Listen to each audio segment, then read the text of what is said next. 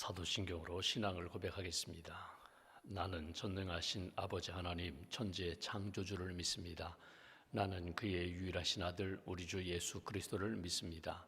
그는 성령으로 잉태되어 동정녀 마리아에게 선하시고 본디오 빌라도에게 고난을 받아 십자가에 못 박혀 죽으시고 장사된 지 사흘 만에 죽은 자 가운데서 다시 살아나셨으며 하늘에 오르시어 전능하신 아버지 하나님 우편에 앉아 계시다가 거기로부터 살아있는 자와 죽은 자를 심판하러 오십니다. 나는 성령을 믿으며 거룩한 공교회와 성도의 교제와 죄를 용서받는 것과 몸의 부활과 영생을 믿습니다. 아멘. 찬송가 490장 찬송하겠습니다. 490장입니다.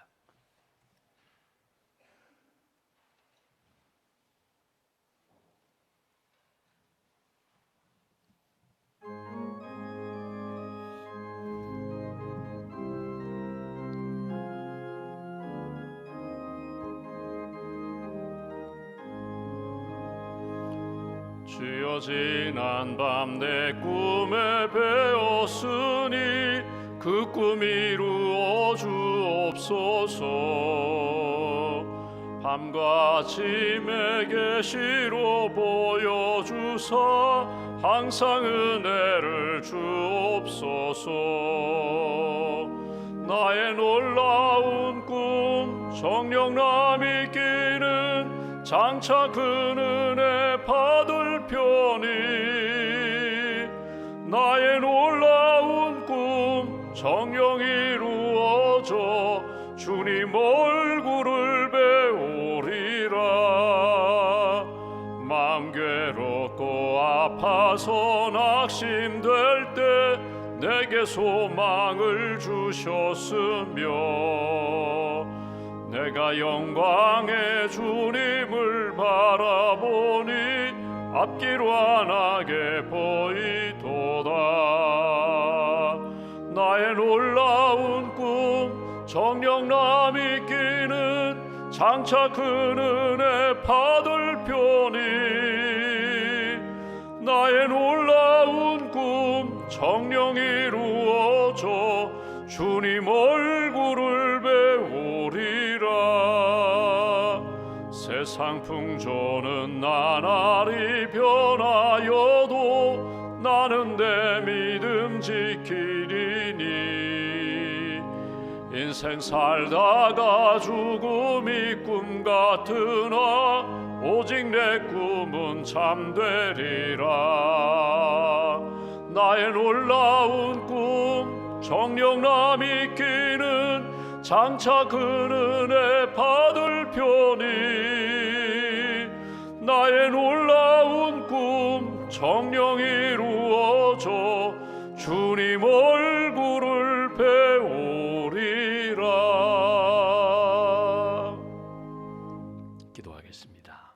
살아계신 하나님, 우리를 사랑하시는 하나님, 세상의 많은 사람들 가운데 저희를 먼저 부르셔서 예수님 복음 듣게 하시고 예수님 믿게 하시고 예수님 앞에 날마다 믿음을 고백하며 주님 사랑하며 하나님이 기뻐하시는 길 걷게 해주셔서 감사합니다.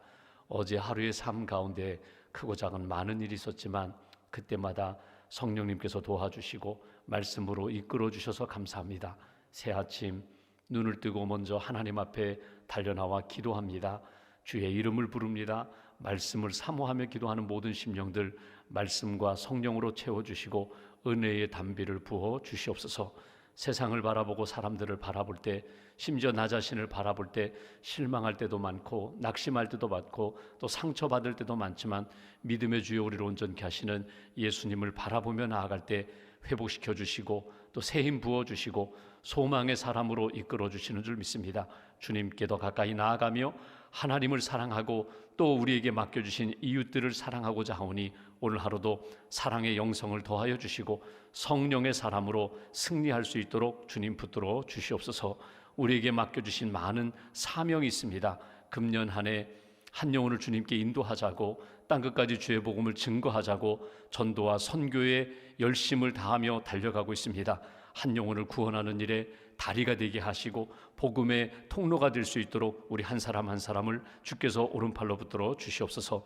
땅끝까지 주의 복음을 증거하시는 선교사님들을 위하여 늘 기도하게 하시고, 또 땅끝까지 주의 복음 증거하기를 원하시는 주님의 마음을 품고 선교의 영성으로 살아가는 저희 모두가 될 수 있도록, 주의 몸된 교회가 될 수 있도록 함께하여 주시옵소서. 오늘 수술 받으시는 성도님, 수술 과정 가운데 주님 은혜를 베풀어 주시고 치유의 광선을 비춰주시며 회복의 길로 인도하여 주시옵소서. 수술 받고 회복 중인 분들이 있습니다. 재활 치료 중인 분도 있습니다. 하나님께서 오른팔로 붙들어 주셔서 잘 회복될 수 있도록 몸과 마음과 영혼을 주께서 붙들어 주시옵소서. 항암 치료 중인 분도 있습니다. 하나님, 어려운 시간 주님께서 평안도 주시고 또 이길 수 있는 힘도 주시고 하나님의 능력을 체험할 수 있도록 주님 붙들어 주시옵소서. 새로운 이제 직장을 놓고 기도하는 분들도 있습니다. 또 하나님, 새로운 일들을 꿈꾸는 분들도 있습니다. 주께서 비전을 더하여 주시고 여호와 이레의 하나님께서 두려워 말라 놀라지 말라 내가 너와 함께함이니라 예비하신 길로 아름답게 인도함 받을 수 있도록 주님 친히 함께하여 주시옵소서. 2월 한 달 동안 믿음으로 구원해 주신다고 말씀하셨는데 오직 믿는 대로 역사하시는 하나님을 믿고 간구하는 모든 심령들 가운데 기도의 은혜를 더한 입혀주시고 기도할 때 체험케 하시고 기도할 때 문을 열어주시고 사막의 세기를 열어주시고 강을 내시는 하나님을 체험할 수 있도록 크시는 종으로 붙들어 주시옵소서. 오늘도 하나님 이 나라 이 민족을 붙들어 주셔서 하나님의 사랑과 하나님의 공의가 강물처럼 흐르는 나라가 되게 하시고 특별히 위정자들, 지도자들 하나님을 두려워하며 우리 국민들을 사랑하며 의의 길로 생명의 길로 사랑의 길로 잘 인도하는 모범된 지도자들로 주님 세워 주시옵소서. 오늘도 샘터 모임을 갖습니다. 샘장님들에게 은혜와 지혜와 영성을 덧입혀 주시고 샘터 모임마다 성령 충만한 모임이 될 수 있도록 주님 함께하여 주시옵소서. 대신방 중에 있습니다. 샘터가 회복되게 하시고 또 샘터 모임을 통하여 하나님의 크고 놀라운 은총을 받는 귀한 모임들로 주님 회복시켜 주시옵소서. 이 아침에도 믿음과 감사함을 봉헌합니다. 기도의 제목을 담았습니다. 하나님 응답하여 주시고 살아계신 하나님 앞에 복된 길 걸어가기에 부족함이 없도록 크신 은총으로 함께하여 주시옵소서. 한나라의 삶을 온전히 주님께 의지하오며 오늘도 살아 역사하시는 우리 주 예수님의 이름으로 기도하옵나이다. 아멘. 오늘 말씀 누가복음 9장 말씀 보겠습니다.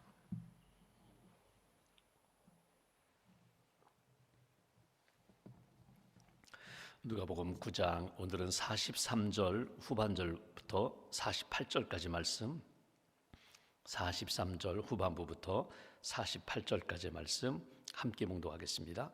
그들이 다 그 행하시는 그 모든 일을 놀랍게 여길새 예수께서 제자들에게 이르시되 이 말을 너희 귀에 담아두라. 인자가 장차 사람들의 손에 넘겨지리라 하시되 그들이 이 말씀을 알지 못하니 이는 그들로 깨닫지 못하게 숨긴 바 되었음이라. 또 그들은 이 말씀을 묻기도 두려워하더라. 제자 중에서 누가 크냐 하는 변론이 일어나니 예수께서 그 마음에 변론하는 것을 아시고 어린 아이 하나를 데려다가 자기 곁에 세우시고 그들에게 이르시되 누구든지 내 이름으로 이런 어린 아이를 영접하면 곧 나를 영접하며 또 누구든지 나를 영접하면 곧 나를 보내신 이를 영접함이라. 너희 모든 사람 중에 가장 작은 그가 큰 자니라. 아멘. 하나님의 은혜와 평안이 여러분과 함께 하시기를 기원합니다. 오늘 말씀은 두 단락으로 되어 있습니다. 하나는 인자가 예수님이 사람들의 손에 넘겨지리라. 내가 사람들의 손에 넘겨지고 내가 십자가를 질 것이다. 다시 한번 십자가에 대한 예수님이 이 땅에 오신 목적에 대한 말씀을 하신 내용이 나오고 46절부터 48절까지는 제자들에게 누가 크냐, 진짜 큰 사람이 누구냐, 어린아이와 같이 자기를 낮추는 그 사람이 진짜 큰 자다. 겸손한 사람, 자기를 낮추는 사람은 하나님이 그를 높여주시고 스스로 높아지고자 하는 사람은 오히려 낮아지게 되리라 하시는 말씀을 우리가 이 아침에 묵상하게 됩니다. 사실 오늘 말씀은 예수님이 제자들의 마음을 꿰뚫어 보시면서 심리적으로 주시는 말씀입니다. 심리학적으로. 그러니까 지금 제자들의 마음이 어떤 상태인지 우리는 말씀을 그냥 쭉 읽어가고 있지만 제자들의 마음이 좀 편하지가 않습니다. 좀 불편한 상황입니다. 그런 상황 속에서 예수님이 기적을 보여주셨고 귀신 들리는 아들을 데리고 온 아버지 그 귀신 들린 자를 쫓아내시면서 그 아이를 고쳐주시는 사건, 그리고 주님이 말씀하시는 이런 일련의 사건들이 쭉 이어져 감에도 불구하고 제자들의 마음이 지금 평안이 없고 감사가 없고 은혜가 없는 것을 하시고 꿰뚫어 보시면서 오늘 주신 말씀이 오늘 본문의 내용입니다. 우리가 지금 누가복음을 이렇게 읽어가면서 흐름을 한번 쭉 이렇게 살펴볼 필요가 있습니다. 그 흐름은 뭐냐면 예수님이 이 땅에 오셔서 십자가에 대하여 예언하실 때, 이 땅에 오셔서 십자가 지기 위하여 오셨지만 십자가에 대하여 이제 본격적으로 말씀하시는 것은 오병이어 기적 이후였습니다. 오병이어의 기적, 보리떡 5개 물고기 2마리로 5,000명을 먹이시니까 그 놀라운 기적을 체험한 우리가 5,000명, 남자 장정만 5,000명이니까 여성 아이들 포함하면 15,000명, 2만 명이죠. 소문이 순식간에 쫙 퍼졌거든요.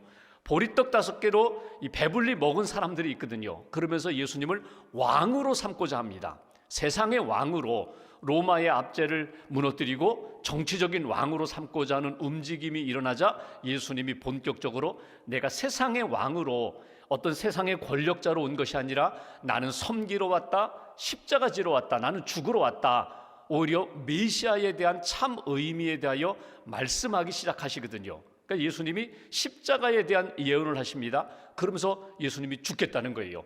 그것도 십자가에 내가 죽으리라. 그러니까 제자들이 불편한 거예요. 아니, 예수님 왕이 되셔야 되는데, 왕이 되셔서 우리가 예수님 덕을 좀 봐야 되는데 왜 자꾸 죽는 이야기만 하시는가? 이런 불편한 상황 가운데 지금 말씀이 계속 이어지는 것을 보게 됩니다.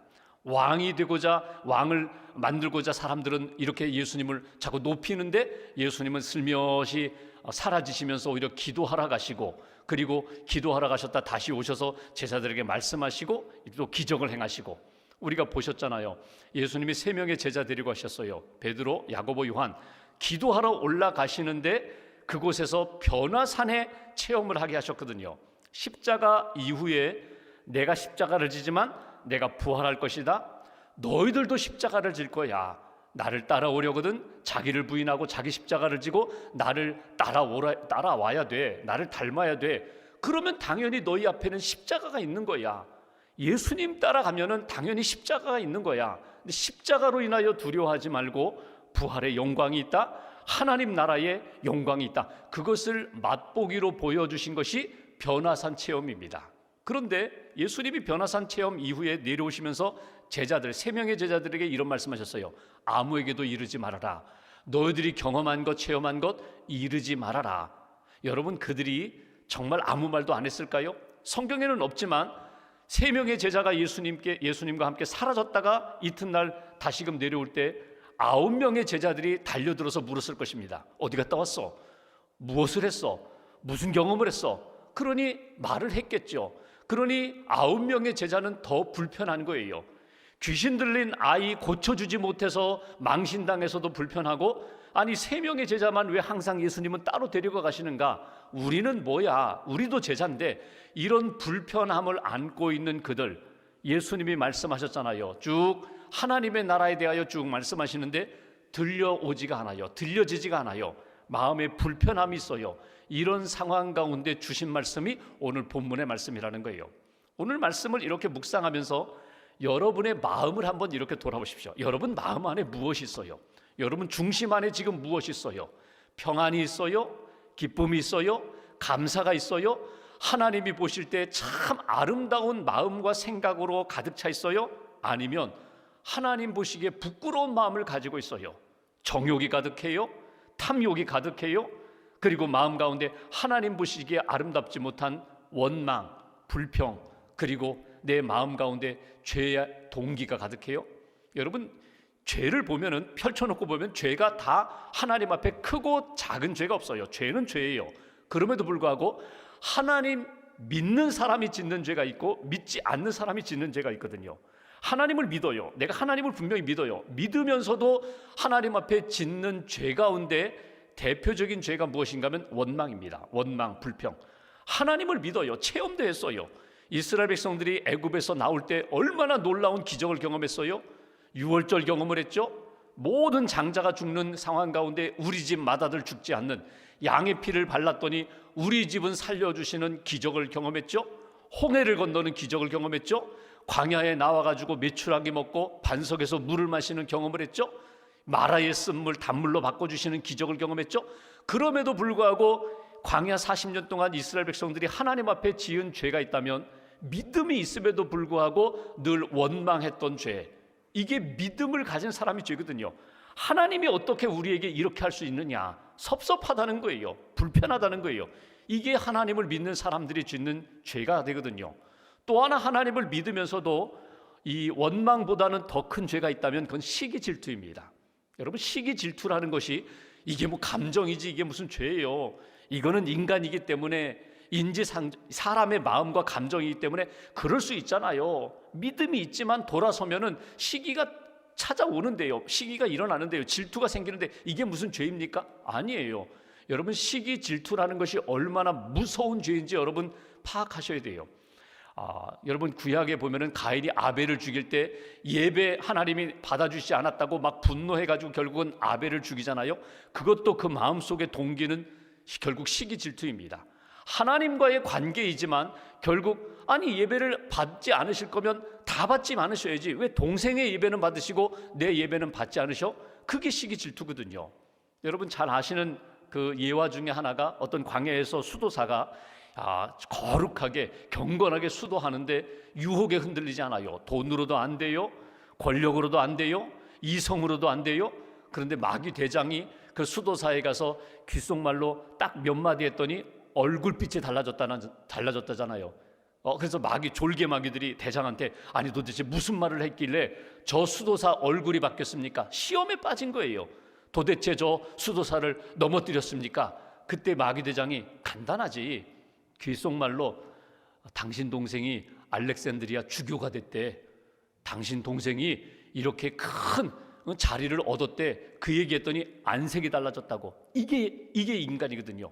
그렇게 경건한 수도사들도 시기 질투에는 약하다는 거예요. 오늘 여기 제자들의 마음 가운데 지금 가득 차 있는 마음이 어떤 마음인가 하면요, 시기 질투예요. 어떤 시기 질투예요? 왜 3명만 따로 데리고 가는가, 우리는 뭔가, 이 마음이거든요. 그러니까 안 들리는 거예요. 기적을 경험하면서도 하나님이 주시는 교훈을 받아들이지 못하는 거예요. 오늘 말씀 한번 보실까요? 44절 말씀 보십시오. 다 행하셨습니다. 제자들에게 예수님이 말씀하십니다. 44절, 이 말을 너희 귀에 담아두라. 이 말을 내가 잘 듣고 하나님이 너희에게 원하시는 뜻을 하나님 앞에서 새기라는 거예요. 그런데 인자가 장차 사람들의 손에 넘겨지리라, 이 십자가에 대한 예고, 하나님이 말씀하시는 말씀을 그들이 듣지를 못해요. 담지를 못해요. 왜? 이미 마음에 불편함이 있거든요, 불평이 있거든요, 원망이 있거든요, 시기 질투가 가득하거든요. 그러니까 예수님이 주시는 말씀을 보면서도, 기적을 보면서도 그 교훈을 받지 못했다는 거예요. 45절, 그들이 이 말씀을 알지 못하니 이는 그들로 깨닫지 못하게 숨긴 바 되었습니다. 또 그들은 이 말씀을 묻기도 두려워하더라. 지금 정말 궁금하다면 어떻게 해야 됩니까? 어떻게 해야 내 마음이 회복될까요? 믿음이 회복될까요? 은혜가 회복될까요? 평안이 회복될까요? 그것조차 묻지도 못하고 묻기도 두려워하더라. 이게 지금 제자들의 마음 상태입니다. 이때에 예수님이 어떻게 하세요? 실물 교육을 하나 하세요. 제자들에게 너희들의 마음 가운데 시기 질투가 있고, 근본적으로 왜 베드로, 야고보, 요한 3명만 데리고 올라가는가? 그리고 그 경험을 한 사람들은 우쭐하고, 경험하지 못한 사람들은 왜 예수님은 우리를 이렇게 따돌리는가 삐져있고, 이런 것들을 해결하기 위하여 예수님이 실물 교육하시는데, 그게 뭐냐면 어린아이 하나를 데려다가 세우시면서 말씀하시는 내용이에요. 46절 보실까요? 제자 중에서 누가 크냐 하는 변론이 일어나니 예수께서 그 마음에 변론하는 것을 아시고 어린 아이 하나를 데려다가 자기 곁에 세우시고, 오늘 요절입니다. 48절, 그들에게 이르시되 누구든지, 여기 누구든지는 너희 한 사람 한 사람 말하는 거거든요. 제자는 내 이름으로 이런 어린 아이를 영접하면, 아니 영접해야 된다는 거예요. 어린아이처럼 돼야 된다는 거예요. 어린아이처럼 취급받아야 된다는 거예요. 누구는? 제자는, 하나님의 사람은 영접하면 곧 나를 영접함이요, 또 누구든지 나를 영접하면 곧 나를 보내신 이를 영접함이라. 너희 모든 사람 중에 가장 작은 그가 큰 자니라. 큰 것만 꿈꾸고 높은 것만 바라고 그리고 시기 질투 가운데 있는 그 제자들을 향하여 오늘 예수님이 주신 말씀은 너희 마음을 돌아보아라. 그리고 너희 마음 가운데 하나님 앞에 아름답지 못한 것들이 있다면 그 마음을 쏟아붓고 쏟아버리고 주님이 기뻐하시는 마음을 다시금 품으라는 거예요. 그 마음은 어떤 마음? 어린아이같이 지극히 낮고 작은 마음. 어린아이처럼 취급당해도 당시로 이야기하면요, 어린아이는요 이 사람 숫자에도 들어가지 않았거든요. 성경을 보시면 그래요. 그냥 남자 장정만 5,000명. 어린아이처럼 그렇게 취급을 당해도 좋습니다. 저는 주님을 영접합니다. 주님을 받아들입니다. 주님이 내 안에 오심으로 믿음이 있으므로 저는 감사합니다. 만족합니다. 그래야 낮은 자리에 내려와야 주님이 큰 자로 높여주신다. 이게 예수님이 주시는 말씀이에요. 마태복음 20장에 보면은 비록 이 비슷한 상황 가운데 이 세베대의 두 아들 야고보 요한의 어머니가 예수님께 나와가지고 이 간청을 해요. 치맛바람을 일으켜요. 그건 뭐냐면 예수님 이제 왕이 되실 것 같은데 왕 자리에 올라가시면 우리 두 아들 야고보 요한 두 아들을 오른쪽 왼쪽에 앉게 해주세요. 청탁을 해요. 여러분 이게 성경에 나오는 그 제자의 그 어머니가 와서 예수님께 부탁하는 내용이거든요. 엄마의 마음은 다 똑같잖아요. 우리 아들 딸 좀 잘 되게 해주세요. 높은 자리에 올라가게 해주세요. 그 영광 받게 해주세요. 이 마음이거든요. 이때 예수님이 주시는 마음은 누구든지 낮은 자리로 내려와야, 누구든지 나와 함께 십자가의 길을 걸어가야 높은 자리에 오르는 거야. 높은 자리에 앉는 거야. 여러분 이 자녀들을 양육할 때 오래된 추아라는 그 예일대 교수가 그 여자 교수입니다. 그 타이거맘이라는 책을 썼어요. 오래전에 썼어요. 중국 2세거든요. 그러니까 예일대학교 법대 교수인데 자기가 잘났어요. 자기가 아주 대단해요. 그런데 자기 두 딸을 자기처럼 양육하는 거예요. 아주 엄격하게, 아주 혹독하게. 그러면서 타이거맘, 이 타이거마더라는 건 뭐냐면 내가 호랑이니까 너도 호랑이처럼 돼야 된다. 이게 중국인들의 자녀 양육 방법이거든요. 그러니까 아주 혹독하게 철저하게 뭐 과외를 시키고 뭐 해가지고 결국 나 같은 그런 인류의 사람으로 만들겠다. 이게 자녀 방법이거든요. 자녀 양육 방법이거든요. 우리 한국의 어머니들의 자녀 양육 방법은요, 카우마더. 그러니까 엄마가 희생하는 거예요. 엄마 소가 젖을 주면서 나는 그렇게 살지 못했지만 너라도 잘 되라. 자기가 다 희생하면서 자기 몸 돌보지 않으면서 그렇게 자녀를 양육하는 것이 한국인들의 한국 엄마들의 자녀 양육 방법이거든요. 요즘은 또 알파맘이라고 해가지고 여러분 그 알파마더는 뭐냐면요, 그 엄마의 정보력과 할아버지의 재정력을 동원해가지고 자녀를 양육하는 방법. 뭐 그것도 있잖아요. 그 뭐 베타맘 그냥 방치하는 거예요. 그냥 크게 벗어나지 않게 너희가 방목하면서 너희들이 여러 가지 자녀 양육 방법이 있어요. 이 세베대의 두 아들 엄마처럼 내 두 아들을 예수님의 수제자 베드로는 제껴놓고 예수님의 오른쪽 왼쪽에 앉혀야지. 근데 예수님이 기뻐하시는 건 뭔지 한번 잘 돌아보세요. 여러분 예수님이 기뻐하시는 것은 부모가 하나님 앞에서 진실하고 겸손하고 믿음의 부모가 될 뿐만 아니라 그 모델을 보여주면서 자녀들이 예수님의 마음으로, 예수님의 말씀으로, 성령님의 은혜로 믿음의 사람, 진실된 그리스도인으로 자라기를 원하시는 것이 하나님의 마음이에요. 세상에 잘난 사람이 아니라 하나님 나라에서 아름답게 쓰임받는 그런 일꾼으로, 하나님의 자녀로 세워지는 것이 하나님의 마음이거든요. 오늘 이 말씀을 보시면요, 다 부모의 마음 가운데 자녀가 잘 되기를 바라는 마음, 내가 희생해서라도 자녀가 높아지기를 원하는 마음 다 있어요. 그런데 진짜 주님이 원하시는 마음이 무엇인가? 낮아져야 된다는 거예요.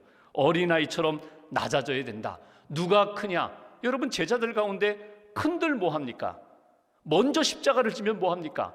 모두가 다 주님의 나라에 쓰임받는 인생인데 하나님 나라에 예수님을 닮아 예수님을 따라가 십자가 지고 하나님 나라의 삶을 사는 것, 하나님 나라에 쓰임받는 인생, 이것이 복되고 귀한 것이다. 오늘 말씀을 보면서 우리가 주님의 제자가 되면 당연히 주의 길을 가게 돼 있어요. 주님이 부르셨고 주님이 사명 주셨기 때문에 주의 길을 걸어가는데 오늘 말씀대로 하면 네가 어린아이처럼 낮아져야 된다. 어린아이처럼 취급을 받아도 괜찮습니다. 주님이 아시는데, 주님이 나를 다 아시는데 나의 진실을 아시고 내 마음을 아시는데 제가 주님의 길을 걸어가겠습니다. 이 마음 잃어버리지 말아라. 이 마음을 회복하라. 이 겸손함을 회복하여 너희가 높아지리라. 또 말씀을 보면서 너희 마음 가운데 불평이 찾아오고 원망이 찾아오고 시기질투가 찾아올 때 빨리 정리해라. 그렇지 않으면 들어오지 않아, 보이지 않아, 주님의 길 못 가는 거야. 그게 내 발목을 잡거든요. 자꾸 세상적인 마음이, 인간의 정욕이 내 발목을 잡아서 내 중심을 흔들어서 결국은 주님의 길을 제대로 못 가니까 불평하지 말고 원망하지 말고 끊임없이 주님을 영접하고 주님이 기뻐하시는 그 일만 생각하면 그게 귀한 일이야, 그게 큰 일이야. 그것이 오늘 예수님이 우리에게 주시는 메시지입니다. 여러분, 겸손한 자를 주님이 높여주신다, 교만한 자를 주님이 버리신다. 이게 구약과 신약에 나오는 가장 중요한 원리거든요. 계속 낮아지는 거예요. 큰 사람이 되면 될수록 낮아지고 영향력 있는 사람이 되면 더 낮아져서 하나님 나라에 쓰임받는 그런 인생으로 살아라. 제자들에게 주신 말씀이고 오늘 저와 여러분들에게 주신 말씀입니다. 오늘 말씀 가슴에 간직하시고 내 마음속에 무엇이 있는가 다시 한번 이렇게 점검하신 다음에 하나님이 기뻐하시는 마음 품고 묵묵히 진실하게 그 길을 걸어가는 복된 한 날 되시기를 주님의 이름으로 기원합니다. 기도하겠습니다. 오늘 말씀 붙잡고 함께 기도합니다. 하나님, 우리에게 믿음을 주셨습니다. 또 가정을 주셨습니다. 또 자녀들을 주셨습니다. 손주들을 주셨습니다. 하나님 앞에서 하나님의 자녀답게 살기를 원합니다. 예수님을 닮아서 예수님을 따라가며 예수님의 신실한 제자, 성숙한 제자가 되기를 소망합니다. 우리 마음 가운데 하나님 혹이라도 원망이, 불평이, 시기 질투가, 의심이 찾아올 때에 다시 한번 쏟아내게 하시고 주님의 마음을 품는, 주님의 마음으로 회복되는 그런 믿음의 사람 되게 해달라고, 오늘도 진실하게 주님 아시는데 어린아이와 같은 마음으로 내가 하나님만 바라보며 나아가는 그런 믿음의 사람들 되게 해달라고, 오늘 하루 하나님께서 지켜주시고 붙들어 주셔서 믿음으로 승리하는 하나님께 기쁨이 되고 감사가 넘치는 복된 한 날 되게 해달라고, 우리가 또 사랑하는 이웃들을 위하여, 자녀들을 위하여 우리가 마음 모아서 함께 기도하겠습니다.